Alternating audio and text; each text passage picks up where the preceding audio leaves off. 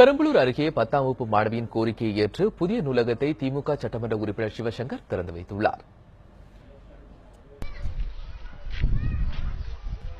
பெரம்பலூர் மாவட்டம் கொளப்பாடி கிராமத்தை சேர்ந்தவர் செல்வம். இவரது மகள் செம்பருத்தி அப்பகுதியில் உள்ள அரசு பள்ளியில் 10ஆம் வகுப்பு பயின்று வருகிறார். இவர் பயிலும் பள்ளியில் கடந்த 2 ஆண்டுகளுக்கு முன்பு திமுக சட்டமன்ற உறுப்பினர் சிவசங்கர் பள்ளி நிகழ்ச்சி ஒன்றில் பங்கேற்றார். அப்போது அவரிடம் மாணவி செம்பருத்தி தங்களது கிராமத்தில் நூலகம் அமைத்து தர கோரிக்கை விடுத்துள்ளார். மாணவியின் கோரிக்கையை ஏற்றுக்கொண்ட சட்டமன்ற உறுப்பினர் தனது தொகுதி மேம்பாட்டு நிதியில் இருந்து கொளப்பாடி கிராமத்தில் 2 லட்சம் ரூபாய் மதிப்பிலான நூலக கட்டடத்தை கட்டியுள்ளார். 8th ஸ்டாண்டர்ட் படிக்கும்போது எங்க ஊருக்கு எம்எல்ஏ வந்தாங்க. அப்ப நான் எங்க ஊர்ல நூலகத்துல இருந்து போயிட்டு ஒரு கோரிக்கை வச்சேன்.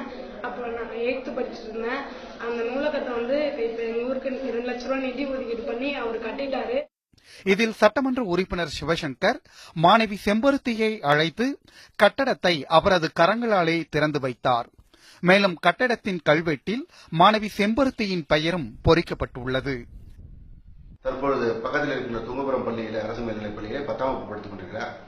அவரை அழைத்து அந்த நிகழ்ச்சியிலே படிப்பகத்தை திறப்பு விழாவில் கலந்து கொண்டு திறக்க செய்தோம். திறக்க செய்து மாத்திரமல்ல, அதற்கு வைத்த கல்வெட்டிலும் திறப்பாளர் செம்பருத்தி என்றே போட்டேன். காரணம், ஒரு ஊருக்கான கோரிக்கையை ஒரு பள்ளி மாணவி 8ஆம் வகுப்பு படிக்கின்ற மாணவி கேட்கின்றார் என்ற பொழுது அந்த பொதுநலம் அவரிடத்தில் இருக்கின்ற பொதுநலத்தை இன்னும் தூண்ட வேண்டும்.